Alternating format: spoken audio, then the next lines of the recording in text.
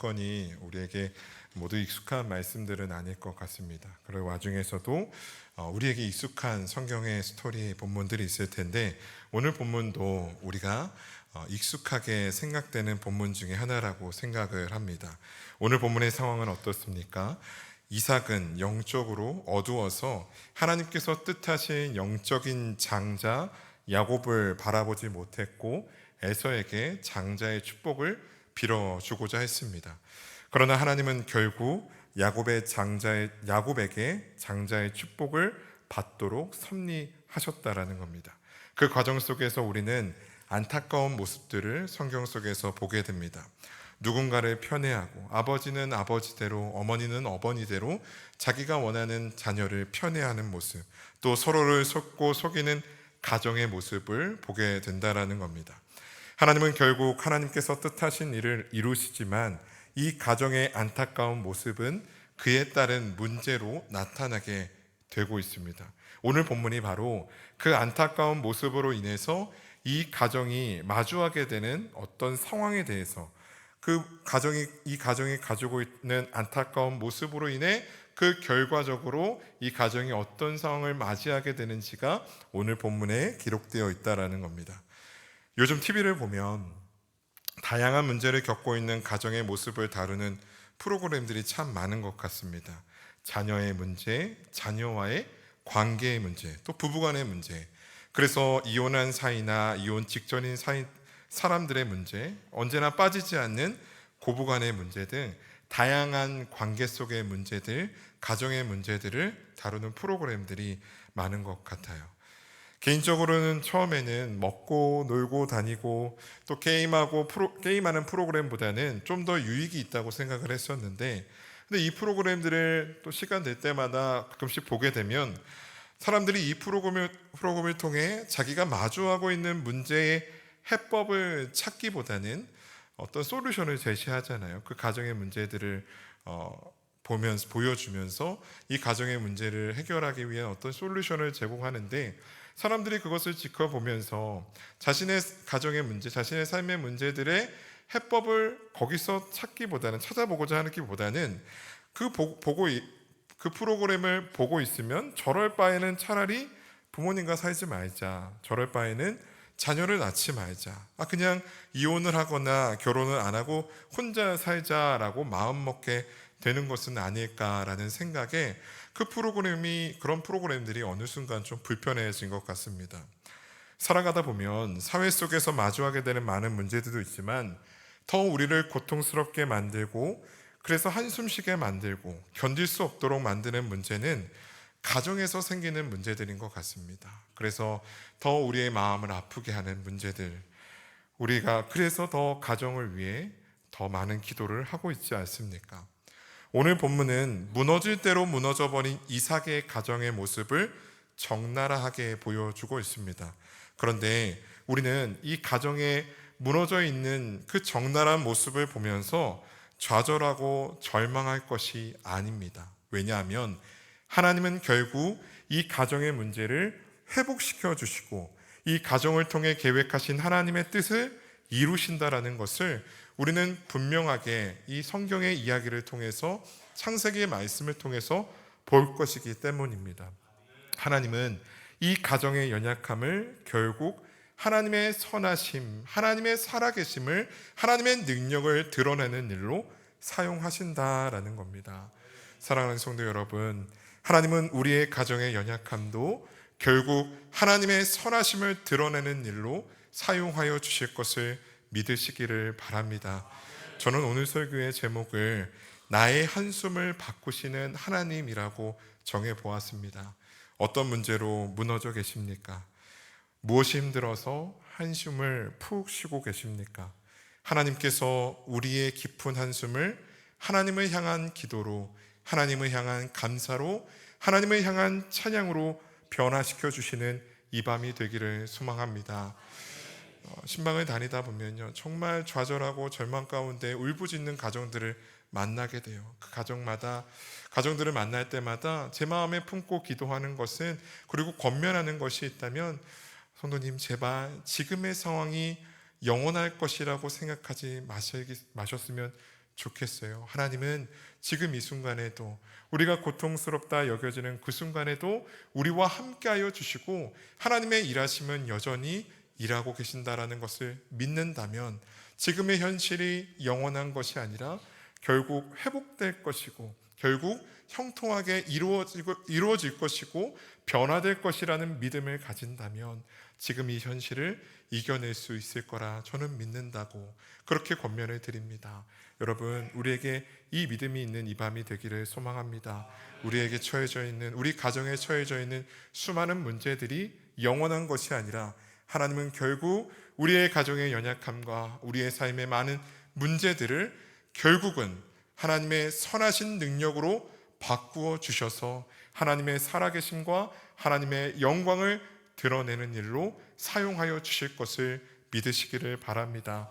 오늘 이 밤에 그 놀라운 능력이 있는 이 밤이 되기를 소망합니다.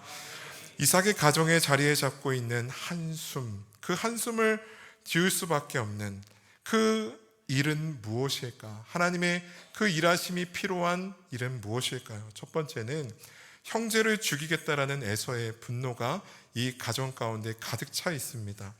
오늘 본문은 얼핏 들으면 저주처럼 들리는 이 아버지 이삭의 축복을 듣게 된 에서의 반응으로 시작하고 있습니다. 자신이 받아야 한다고 생각했던 장자의 축복이 아니라 야곱에게, 그 축복이 야곱에게 돌아갔다라는 사실에서 에서는 소리 높여 울부짖습니다.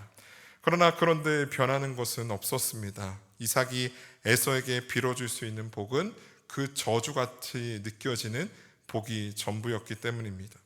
그래서 에서가 어떤 마음을 품게 되었을까요? 본문 41절의 말씀인데요, 제가 한번 읽어보겠습니다. 그의 아버지가 야곱에게 축복한 그 축복으로 말미암아 에서가 야곱을 미워하여 심중에 이르기를 아버지를 곡할 때가 가까웠은즉 내가 내 아우 야곱을 죽이리라 하였더니, 에서는 야곱을 향해 미워하는 마음을 가지게 되었다 본문은 말하고 있습니다. 근데 여기서 미워하다라는 단어는 그저 순간적이거나 일시적인 감정을 말하는 표현이 아닙니다. 오랫동안 그 에서의 마음 가운데 자리 잡게 되는 감정을 뜻하게 됩니다. 에서의 이 마음이 이해되지 않는 것은 아닙니다. 에서 입장에서는 당연히 자신이 장자로서 받아야 될 그 축복이었는데 아버지와 자신을 속여서 야곱이 어머니와 함께 가로챈 것이지 않습니까? 야곱을 향해서 미워하는 감정 정도는 이해가 될 만한 상황이다라는 겁니다. 그런데 그 분노의 감정으로 에서가 무엇을 하려고 하고 있습니까?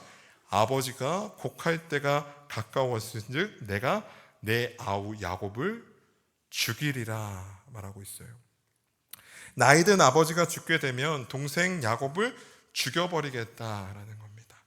27장은, 창세기 27장은 이삭이 나이가 많아라는 말로 시작하고 있어요. 하나님께서 정하신 이삭의 연수는 아직 이 사건 이후에도 많은 시간들이 남아있지만 야곱 스스로, 이삭 스스로 느끼기에도, 그리고 가족 모두가 느끼기에도 이삭의 연수가 얼마 남지 않을 그런 연로한 모습으로 살아가고 있었다라는 겁니다. 그러니까 지금 에서가 내가 멀지 않은 시간 안에 동생 야곱을 죽여버리겠다 마음 먹었다라는 거예요.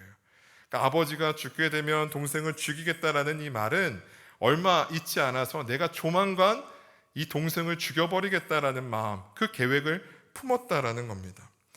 본문은 에서의 분노함으로 가지게 된 동생에 대한 살인 계획을 에서가 심중에 일렀다라고 기록하고 있는데요, 이 심중에 일렀다라는 것은 중얼중얼 계속 혼잣말로 말하고 있다라는 걸 표현하고 있는 거예요. 그런데 42장 3반절을 보면 이렇게 기록하고 있습니다. 맏아들 에서의 이 말이 리브가에게 들리매 라고 적혀 있어요. 그러니까 에서가 이 말을 혼자 있을 때만 중얼중얼한 것이 아니라 사람들이 충분히 들을 수 있는 공공한 장소에서 끊임없이 이 말을 하고 다녔다라는 거예요. 내가 동생을 쳐 죽일 것이다. 내가 아버지만 죽으면 바로 동생을 죽일 거다라고 끊임없이 많은 사람들이 들릴 만한 목소리로 심중에 계속해서 말을 했다라는 거예요. 에서의 감정과 그 감정에 따른 계획이 결코 가벼운 것이 아니라는 것을 보여주고 있습니다. 우리는 에서의 이 같은 모습에 동생 아벨을 들에서 쳐 죽인 가인의 모습을 떠올리게 됩니다.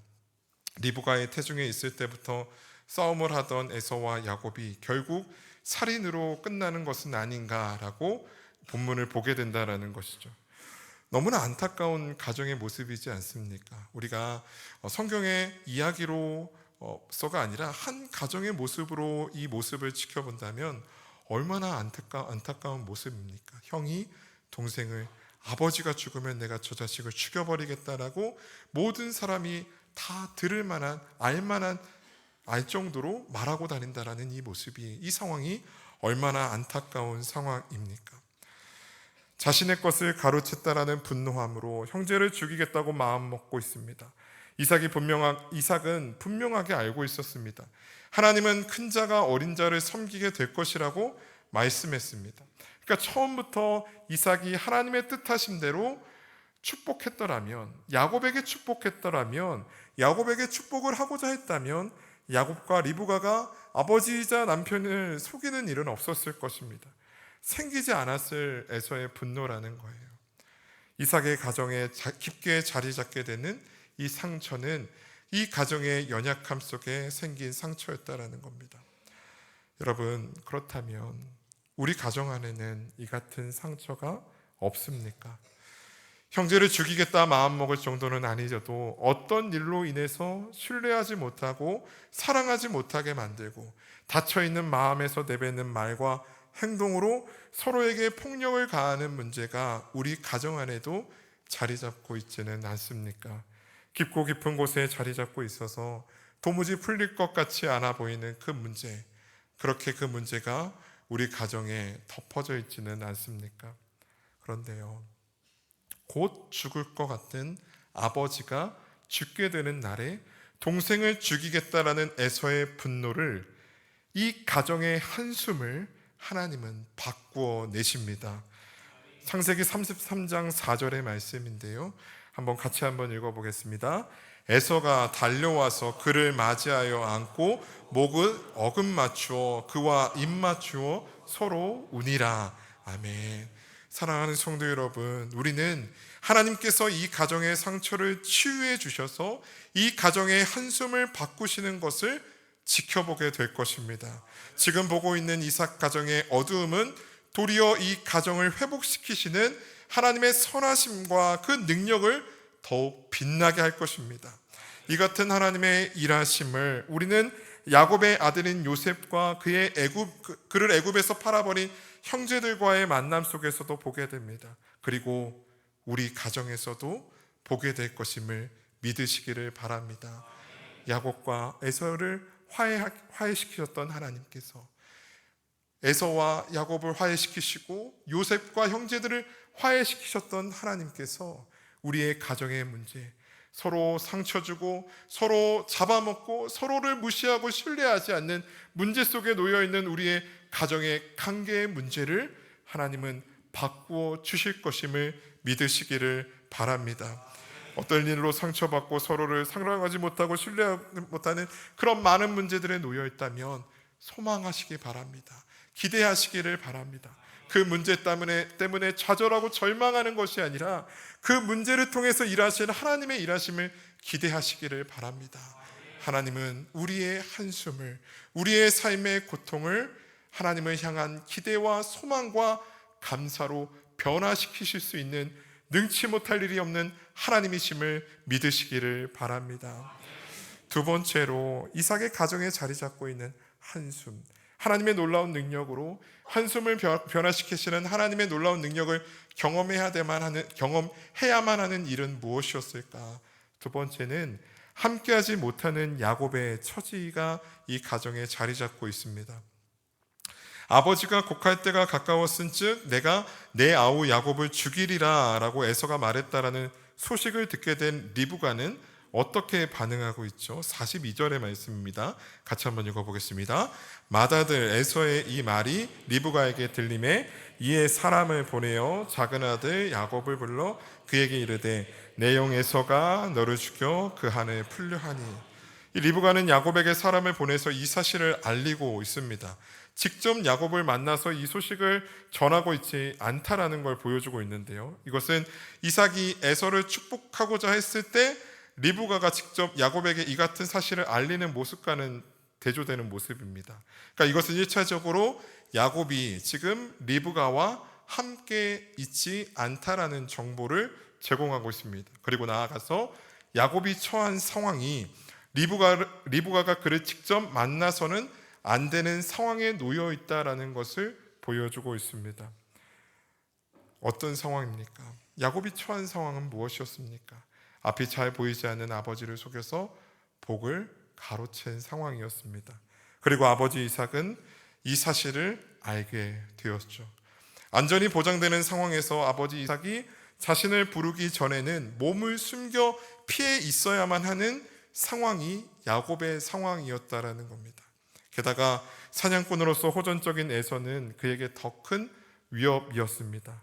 아무도 모르는 곳에 몸을 숨기고 앞으로의 상황을 지켜보고 있는 모습, 그것이 야곱의 처지였습니다. 그런데 걱정했던 상황으로 일이 흘러가고 있어요. 에서가 야곱을 죽이려고 한다라는 거예요. 이에 리브가가 사람을 보내어서 야곱에게 어떻게 해야 한다고 말하고 있습니까? 43절 44절의 말씀인데요, 제가 한번 읽어보겠습니다. 내 아들아, 내 말을 따라 일어나 하란으로 가서 내 오라버니 라반에게로 피신하여 내 형의 노가 풀리기까지 몇 날 동안 그와 함께 거주하라. 그러니까 가족을 떠날 준비를 하라라는 거죠. 하란에 가서 에서의 분노가 풀리기까지 거기에 머물러 있어라.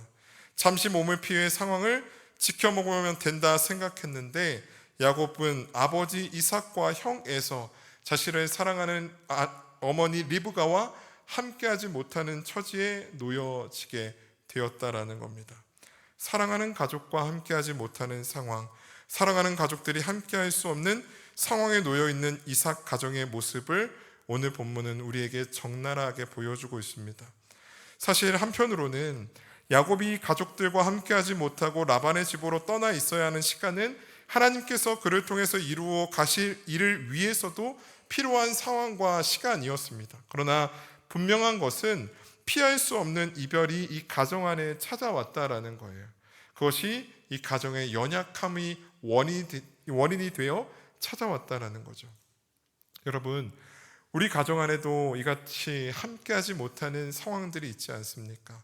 함께하지 못하는 여러 문제들이 우리를 슬프게 만들고 한숨 쉬게 만들고 있지 않습니까? 사랑하는 가족과 사랑하는 누군가와 함께하고 싶은 그 마음이 간절한데 함께하지 못하고 떨어질 수밖에 없는 수많은 문제들이 우리의 삶에, 우리의 가정에 놓여있지는 않습니까?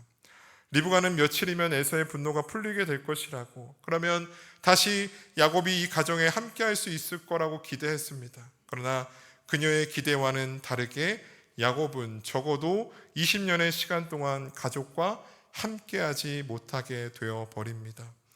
그러나 그럼에도 분명한 것은 함께하지 못하는 야곱의 처지가 영원한 것이 아니었고 결국 이 가정은 다시 만나서 함께하게 된다라는 사실입니다. 창세기 35장 27절 말씀인데요, 한번 읽어보겠습니다. 야곱이 기랏 아르바의 마므레로 가서 그의 아버지 이삭에게 이르렀으니 기랏 아르바는 곧 아브라함과 이삭이 거류하던 헤브론이더라. 함께하지 못하는 상황에 놓여있는 이 가정의 어두움을 하나님께서는 결국 거두시고 하나님의 선하심을 드러내는 일로 사용하실 것입니다. 마냥 고통스럽게 여겨졌던 이별의 시간 동안 야곱은 이스라엘이라는 이름을 받게 되고 그 이름대로 민족을 이루게 될 자녀들을 얻게 된다는 겁니다. 하나님은 함께하지 못하는 현실로 인해 깊은 한숨을 쉴 수밖에 없는 이 가정의 문제를 외면하지 아니하셨고 그 문제를 도리어 하나님의 놀라운 능력을 나타내는 일로 사용하셨습니다.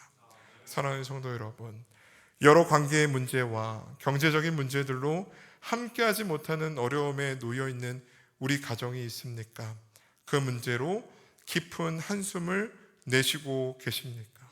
그 어떤 문제도 하나님께서는 반드시 회복시켜 주실 것이고 도리어 하나님의 선하심을 나타내시는 일로 사용하실 것임을 믿으시기를 바랍니다. 하나님은 우리가 처해져 있는 문제를 결국은 바꾸어 주실 수 있는 하나님이라는 것을 믿으시기를 바랍니다. 우리가 처해져 있는 문제는 영원하지 않습니다. 영원하신 하나님께서 우리의 영원하지 않는 문제를 해결해 주실 분이라는 것을 믿으시기를 바랍니다. 우리의 삶에 놓여있는 수많은 한순짓게 하는 문제들은 하나님의 놀라운 일하심을 드러내는 일로 사용하여 주실 것임을 믿으시는 저와 여러분들이 되기를 소망합니다. 마지막으로 이삭의 가정에 자리 잡고 있는 한숨, 그 해결해야만 하는 문제는 무엇입니까? 마지막은 연약해져 있는 리브가의 믿음을 우리는 볼 수 있습니다. 사실 큰 자가 작은 자를 섬기게 될 것이라는 하나님의 뜻을 이루어감에 있어서 어머니 리브가의 행동은 큰 역할을 했고 또 큰 역할을 하게 됩니다. 그래서 리브가의 행동에 대한 평가는 학자들 간에도 조금씩 달라지고는 하는데요. 오늘 본문에서 보여주는 리브가의 모습도 그렇습니다. 리브가는 야곱에게 에서의 분노가 풀리기까지 라반의 집으로 피신하라라고 말하죠. 그리고 나서 이삭에게 뭐라고 말하고 있습니까? 46절의 말씀인데요. 같이 한번 읽어보도록 하겠습니다. 리브가가 이삭에게 이르되 내가 햇사람의 딸들로 말미암아 내 삶이 싫어졌거늘 야곱이 만일 이 땅의 딸들 곧 그들과 같은 햇사람의 딸들 중에서 아내를 맞이하면 내 삶이 내게 무슨 재미가 있으리까? 여기서 햇사람의 딸들은 에서가 자기 멋대로 아내를 삼은 여자들을 말합니다. 리브가는 에서가 아내로 삼은 여자들, 자신의 며느리들로 인해서 자신의 삶이 고통스럽다 말하면서 야곱마저 그렇게 되면 자신의 삶에 기쁨이 없을 것이라 말하고 있는 겁니다. 이같이 말하는 의도는 분명하죠. 가장이자 부족의 족장인 이삭이 공식적으로 야곱에게 떠날 것을 명령한다면 에서도 그 사실을 받아들일 수밖에 없을 것이고, 그러면 이 형제의 문제는 그래도 넘어갈 것이다라는 기대가 있었던 거죠.